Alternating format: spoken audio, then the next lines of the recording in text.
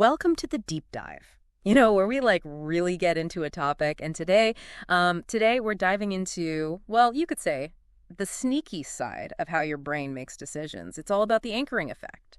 Yeah, it's like a hidden force that really shapes our judgments and choices in ways we don't always realize. Totally. And the thing is, we've got a ton of research on this, like from Wikipedia to some serious academic stuff. Even Harvard pops up.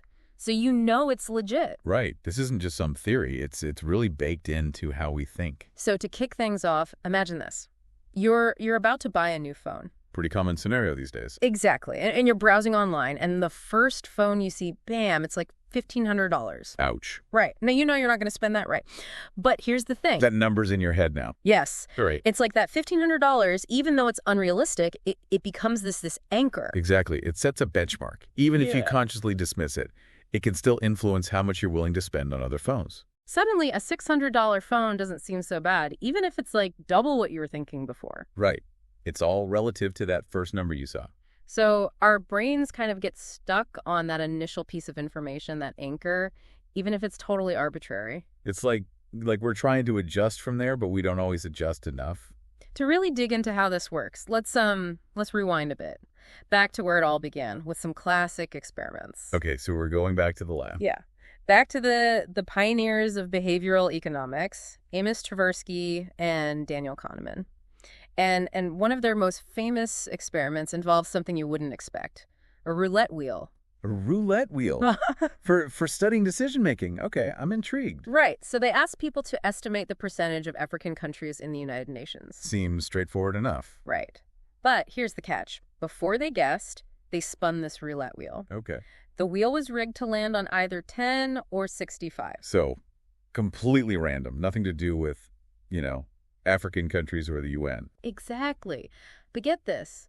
The people who spun a 10, they consistently guessed a lower percentage of African countries. No way. Yeah. They averaged around 25%.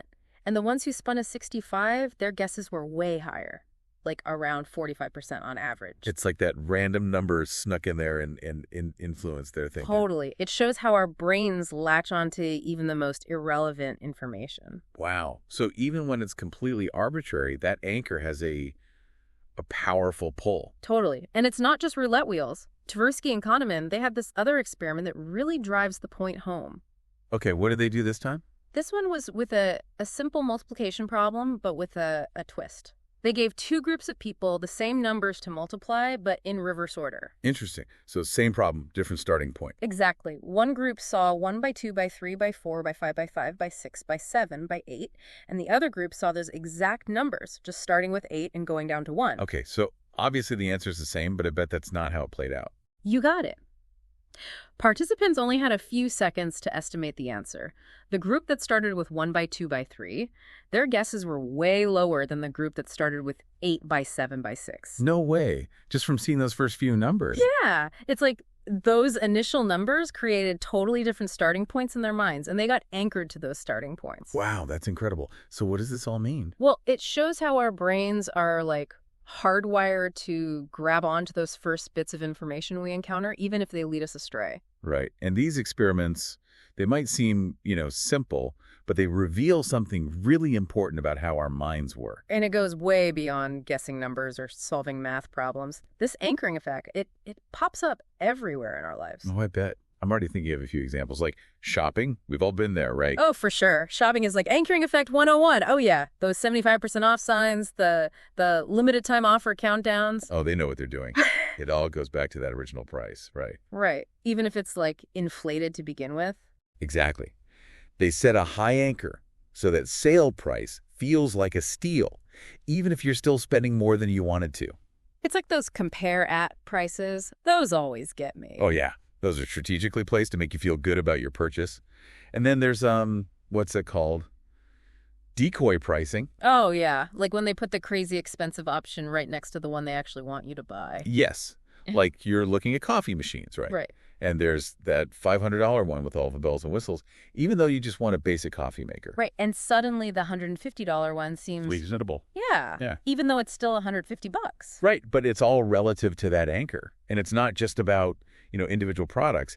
Even the way prices are presented, like sorting them from highest to lowest, can subtly influence us. Wow, it's like this whole hidden world of psychological manipulation going on. It really is. And it's not just about buying coffee machines, right?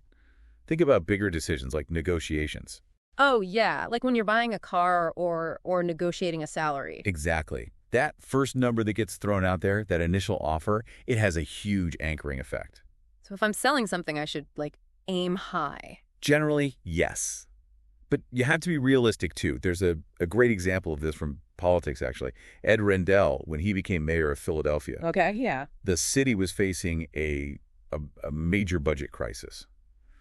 And he needed to get concessions from the city workers' unions. So high stakes. Very high stakes. So what did he do? What did he do? He publicly committed to a very low number for salary increases, like before even negotiating with the unions. He anchored them low. Exactly. He anchored everyone to that number. He kept repeating it, even threatened to strike at one point. Wow, that's ballsy. Did it work? It did.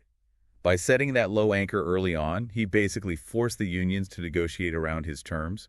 They eventually agreed to a contract that froze their wages for 3 years. Wow, that's a huge win for him. Right. It shows how powerful anchoring can be, even in these really complex, high-stakes situations. Okay, so we've talked about how anchoring affects us as individuals, but what about when we're in groups? Well, that's interesting, right? You'd think more people, more perspectives might lead to, more balanced decisions. Less bias. Right. But research suggests that groups are just as susceptible to anchoring, if not more so. Really? Why is that? Well, there are a few reasons. For one, in groups, there's often pressure to reach a decision quickly. And when that happens, we tend to latch onto the first piece of information that seems relevant, that first anchor. So that first person to speak in a meeting, they have a lot of influence. They can, yeah. Because their initial statement, even if it's just a suggestion, can become the anchor for the entire discussion. So everyone else kind of adjusts their thinking based on that first number or idea. Exactly. And once that anchor is set, it can be really hard to break free from it, even if people have doubts or different perspectives. Wow, that's kind of scary when you think about it. All these group decisions potentially influenced by this unconscious bias. It's definitely something to be aware of. But, okay, I have to ask, why are we like this? Why are our brains so fixated on these initial numbers or ideas, even if they're wrong or irrelevant? That is the million-dollar question, huh? Yeah. And there isn't one definitive answer. But there are several theories that try to explain it. Okay, let's dive into those. One of the most popular ones is called anchoring and adjustment. Okay, anchoring and adjustment. What's the gist of that? Basically, it suggests that when we're faced with a decision, our brains naturally grab onto that first piece of information, the anchor. Okay. And then we try to adjust our thinking from there. The problem is we often don't adjust enough. So we're like mentally lazy. In a way, yeah. We make small adjustments to our thinking, but we rarely stray too far from that initial anchor. It's like our brains want to take shortcuts, even if those shortcuts lead to, like, biased decisions. Exactly. It's all about conserving mental energy, even if it means sacrificing a bit of accuracy. Fascinating. Okay, so that's anchoring and adjustment. What are some of the other explanations for this anchoring effect? Well, there's another theory called selective accessibility. Selective accessibility. Okay, I'm listening. What's that all about? So this theory suggests that the anchor doesn't just serve as a starting point. It actually changes how we process information. Okay, so it's like it's shaping our perception of everything that comes after it. Exactly. It's like, imagine you're shining a spotlight on a dark stage. Okay, I'm picturing it. The anchor is the spotlight. It illuminates certain pieces of information that are consistent with it. While other information stays hidden in the dark. Exactly. So even if there's other relevant information out there, we might not even notice it, or we might not give it as much weight because our attention is drawn to what's already lit up by that initial anchor. So it's not just about laziness. It's like the anchor creates a bias in how we see the whole situation. Right. And this can happen even when we're trying to be objective and consider all sides of an issue. Wow. This anchoring effect it's way more powerful than I realized. You mentioned earlier that there was another theory about attitude change. Right. So this one is really interesting. It suggests that anchors can actually shift our preferences. Wait, what? So you're telling me that just being exposed to a certain number or a certain idea can actually change what we like and dislike? Exactly. And there's research to back this up. For example, there was a study where people were shown different prices for a certain brand of coffee. Yeah. Some people saw a high price, some saw a low price. Okay, so they were anchored to different price points. Right. And then they were asked to taste the coffee and rate how much they liked it. I bet the people who saw the higher price liked it more. You got it. They actually rated the coffee as tasting better, even though it was the exact same coffee as the group that saw a lower price. That is wild. So this anchoring effect, it's not just about numbers and estimates. It's about how we perceive value, how we form opinions about things. It's like this hidden force shaping our whole worldview in a way. It really is. And the thing is, it's happening all the time, whether we realize it or not. So what can we do about it? Are we like doomed to be swayed by these anchors forever? Well, the good news is that just being aware of the anchoring effect is a huge step in the right direction. Okay, so awareness is key. Exactly. Because Yeah. once you know that this bias exists, you can start to look out for it in your own life and in the world around you. Right, so don't just blindly accept that first piece of information you encounter, that first offer, that first price you see. Exactly. Question it. Challenge it. Look for other perspectives and other information. Be your own fact checker, basically. Exactly.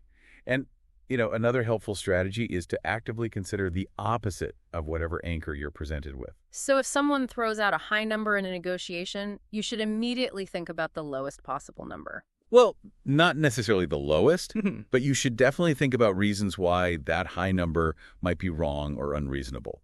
Look for information that contradicts it. So play devil's advocate with yourself, basically. I like it. What else can we do? Well, another crucial strategy is to seek out multiple perspectives. Don't rely on just one source of information or one person's opinion. Get a wider range of viewpoints to create a more balanced playing field in your mind. That's such a good point, especially these days when we're bombarded with information from like a million different sources. Exactly. And, this is especially important in situations where you might be dealing with like persuasive communication or marketing messages. Oh, for sure. Those advertisers, they know all about the anchoring effect. Oh, they definitely do. So be mindful of that. And finally, and this is really important, be aware of your own goals and values. Okay, so like have a clear sense of what's important to me, what I'm willing to pay, what I'm willing to accept. Exactly. Don't let someone else's anchor, someone else's agenda, dictate your own decisions. That's such a powerful reminder. This has been an incredibly eye-opening deep dive. Thank you so much for breaking all of this down for us. Oh, it's been my pleasure. This is such a fascinating topic. And, even though these biases can sometimes lead us astray, I think they also offer this really interesting window into how our minds work. I totally agree. It's like, yeah, our brains might take these shortcuts sometimes, but there's a reason for it. And understanding those reasons can help us make better, more informed decisions in the future. Exactly. It's all about being aware and being proactive. Well said. And on that note, we're going to wrap up this deep dive into the anchoring effect. We hope you learned something new today and that you'll join us again next time for another fascinating exploration of the human mind. Until then, stay curious.